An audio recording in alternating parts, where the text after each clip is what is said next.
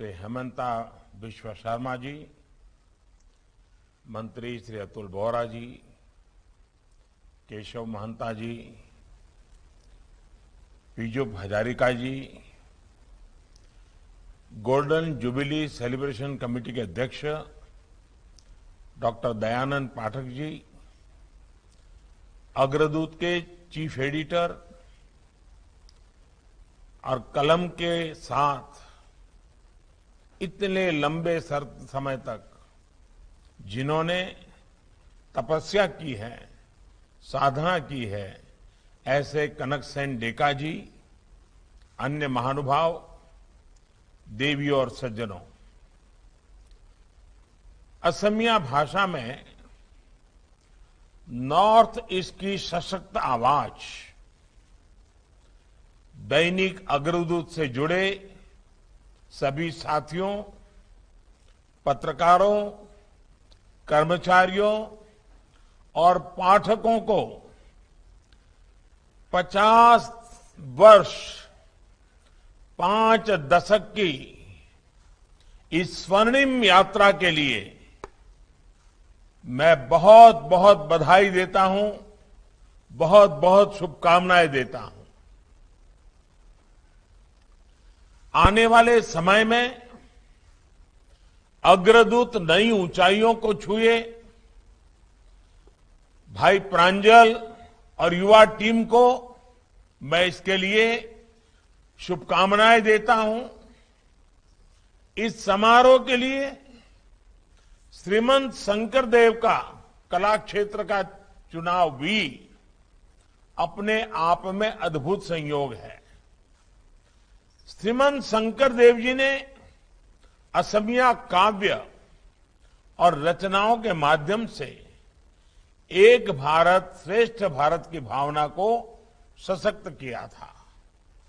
उन्हीं मूल्यों को दैनिक अग्रदूत ने भी अपनी पत्रकारिता से समृद्ध किया है। देश में सद्भाव की, एकता की, अलग को झलाए रखने में आपके अखबार ने पत्रकारिता के माध्यम से बड़ी भूमिका निभाई है। डेका जी के मार्गदर्शन में दैनिक अग्रदूत ने सदैव राष्ट्रहित को सर्वोपरि रखा। इमरजेंसी के दौरान भी जब लोकतंत्र पर सबसे बड़ा हमला हुआ, तब भी दैनिक अग्रदूत और डेका जी ने पत्रकारीय मूल्यों से समझौता नहीं किया। उन्होंने न सिर्फ असम में भारतीयता से ओतप्रोत पत्रकारिता को सशक्त किया, बल्कि मूल्य आधारित पत्रकारिता के लिए एक नई पीढ़ी भी तैयार की।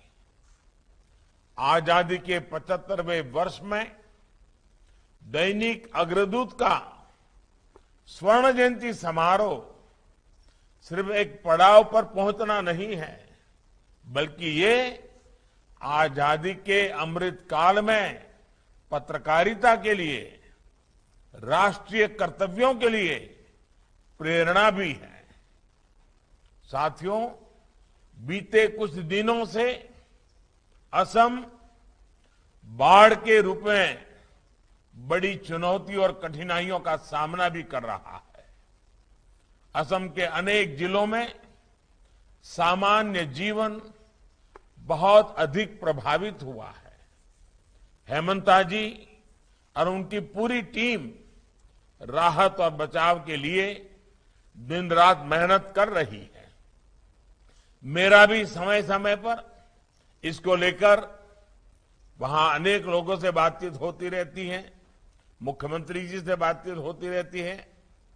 मैं आज असम के लोगों को, अग्रदूत के पाठकों को ये भरोसा दिलाता हूं कि केंद्र और राज्य सरकार मिलकर उनकी मुश्किलें कम करने में जुटी हुई है। साथियों, भारत की परंपरा, संस्कृति, आजादी की लड़ाई और विकास यात्रा में भारतीय भाषाओं की पत्रकारिता की भूमिका अग्रणी रही है। असम तो पत्रकारिता के मामले में बहुत जागरूक क्षेत्र रहा है। आज से करीब 150 वर्ष पहले ही असमिया में पत्रकारिता शुरू हो चुकी थी और जो समय के साथ समृद्ध होती रही। असम ने ऐसे अनेक पत्रकार, ऐसे अनेक संपादक देश को दिए हैं जिन्होंने भाषाई पत्रकारिता को नए आयाम दिए हैं। आज भी ये पत्रकारिता सामान्य जन को सरकार और सरोकार में से जोड़ने में बहुत बड़ी सेवा कर रही है। साथियों, दैनिक अग्रदूत के पिछले 50 वर्षों की यात्रा असम में हुए बदलाव की कहानी सुनाती है। जन आंदोलनों ने इस बदलाव को साकार करने में अहम भूमिका निभाई है।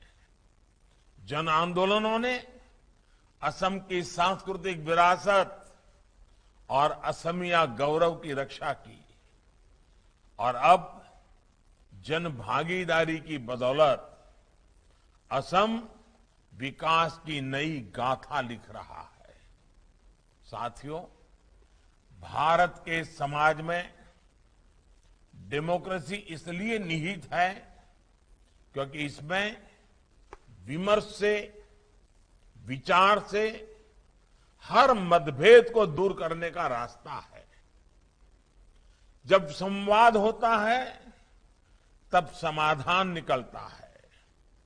संवाद से ही संभावनाओं का विस्तार होता है। इसलिए भारतीय लोकतंत्र में ज्ञान के प्रवाह के साथ ही सूचना का प्रवाह भी अविरल बहा और निरंतर बह रहा है। अग्रदूत भी इसी परंपरा को आगे बढ़ाने का एक महत्वपूर्ण माध्यम रहा है। साथियों, आज की दुनिया में हम कहीं भी रहें, हमारी मातृभाषा में निकलने वाला अखबार हमें घर से जुड़े होने का एहसास कराता है। आप भी जानते हैं कि असमिया भाषा में छपने वाला दैनिक अग्रदूत सप्ताह में 2 बार छपता था। वहां से शुरू हुआ इसका सफर पहले दैनिक अखबार बनने तक पहुंचा और अब ये ई पेपर के रूप में ऑनलाइन भी मौजूद है। दुनिया के किसी भी कोने में रहकर भी आप असम की खबरों से जुड़े रह सकते हैं, असम से जुड़े रह सकते हैं। इस अखबार की विकास यात्रा में हमारे देश के बदलाव और डिजिटल विकास की झलक दिखती है। डिजिटल इंडिया आज लोकल कनेक्ट का मजबूत माध्यम बन चुका है।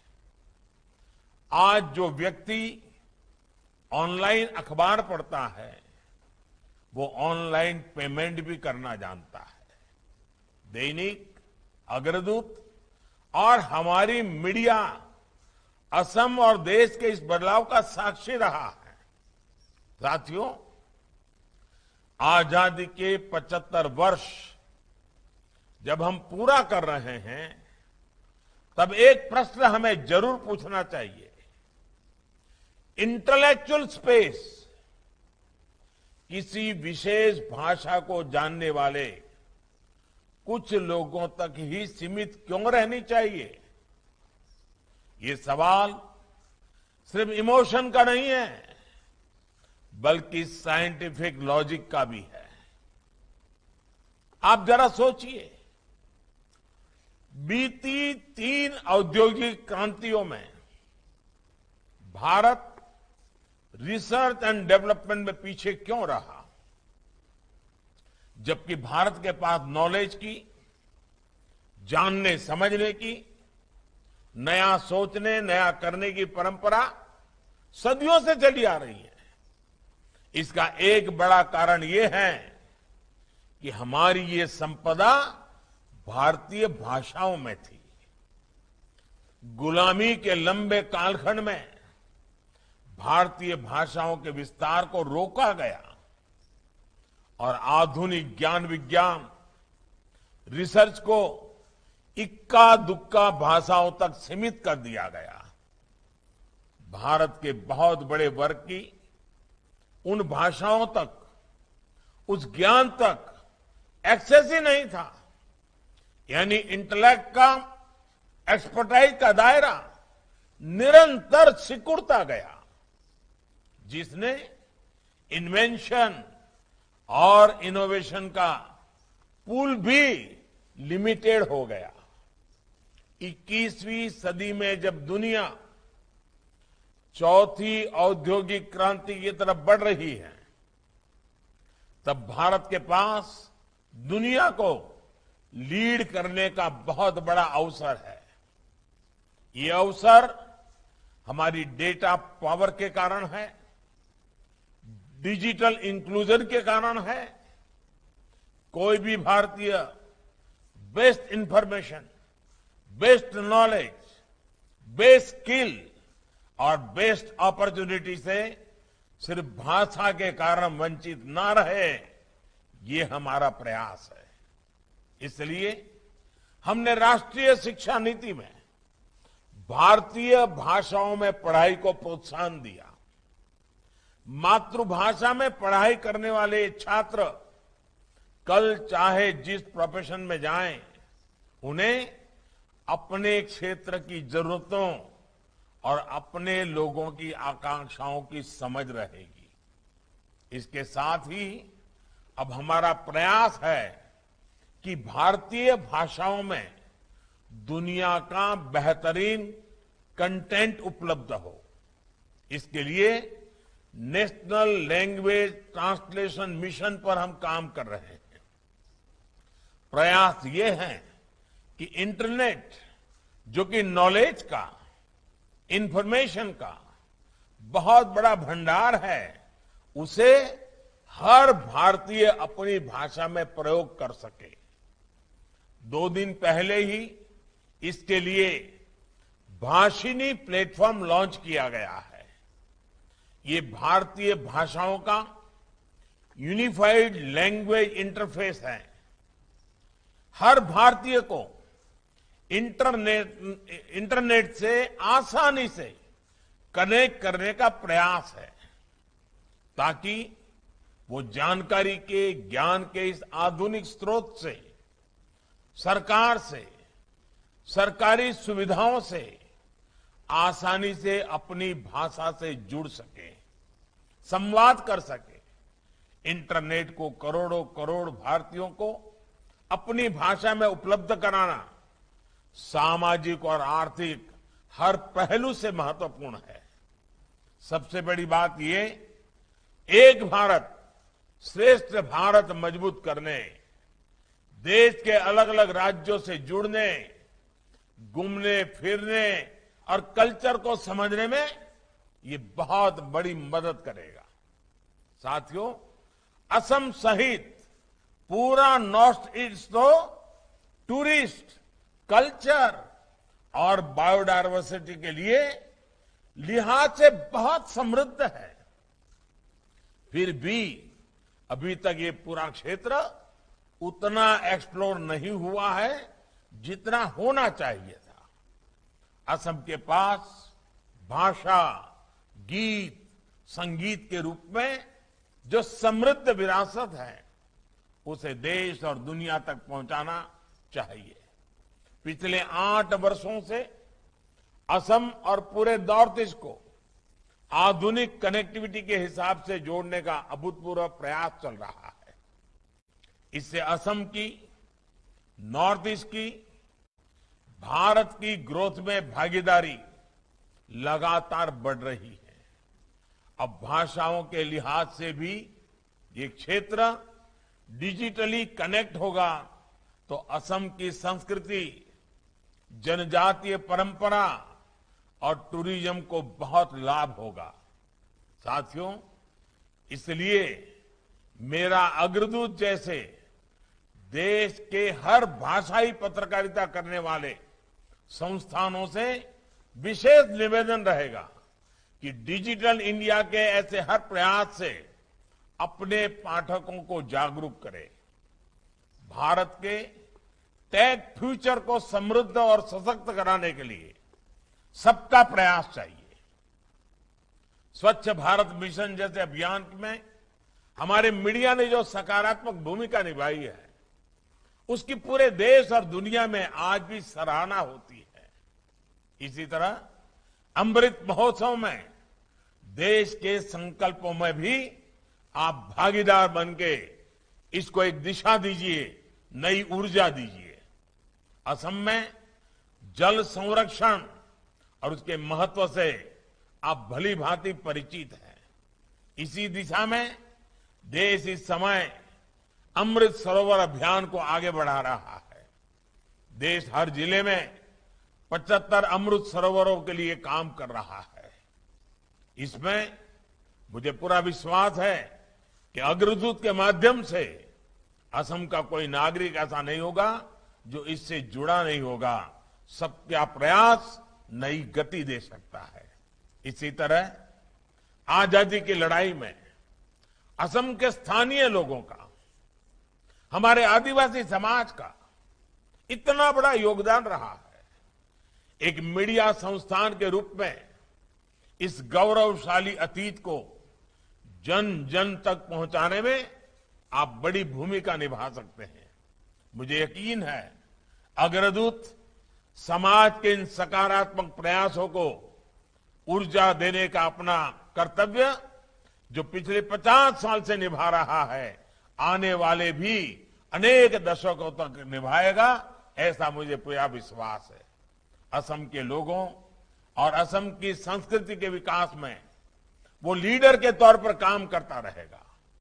Well inform, better inform society ही हम सभी का ध्येय हो। हम सभी मिलकर इसके लिए काम करें। इसी सदिच्छा के साथ एक बार फिर आपको स्वर्णिम सफर की बधाई और बेहतर भविष्य की अनेक अनेक शुभकामनाएं।